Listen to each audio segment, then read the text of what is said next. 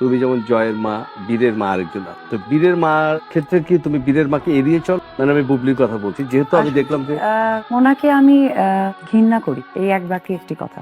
কারণ যে ওনার নাম নিতে আমার ব্যক্তিত্বে বাজে। সাক্ষাৎকারে চিত্রনায়িকা অপুকে উপস্থাপক প্রশ্ন করেন, আপনি যেমন জয়ের মা, তেমনি বীরেরও একজন মা আছেন। বীরের মায়ের ক্ষেত্রে আপনি কি তাকে এড়িয়ে চলেন? প্রশ্নের জবাবে অপু বিশ্বাস বলেন, আমি বুঝতে পারছি আপনি বুবলির কথাই বলছেন। ওনাকে আমি ঘৃণা করি। আমি আগেও বলেছি তাকে ঘৃণা করি, এই একটি বাক্যই যথেষ্ট। আসলে তার নাম নিতে আমার ব্যক্তিত্বে বাধে।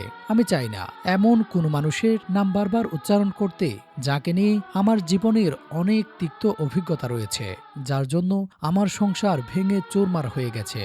তাই আমি তার বিষয়ে কথা বলতে স্বাচ্ছন্দ্য বোধ করি না। তিনি আরো বলেন, আমি এখন আমার নিজের জীবন, আমার সন্তান, আমার কাজ, আমার ভবিষ্যৎ নিয়ে ব্যস্ত থাকতে চাই। অতীতের বিষয়গুলো বারবার সামনে এনে আলোচনা করতে চাই না। যে যাই করেছে তার বিচার সময় করবে। আমি কারো সঙ্গে অযথা দ্বন্দ্বে জড়াতে চাই না। আমার কাছে এখন সবচেয়ে গুরুত্বপূর্ণ আমার ছেলে, আমার পরিবার এবং আমার ক্যারিয়ার। অপবিশ্বাসের এই বক্তব্য প্রকাশ্যে আসার পর সামাজিক যোগাযোগ মাধ্যমে বিষয়টি নিয়ে ব্যাপক আলোচনা শুরু হয়েছে। তার এই মন্তব্য নিয়ে ভক্তদের মধ্যেও মিশ্র প্রতিক্রিয়া দেখা গেছে।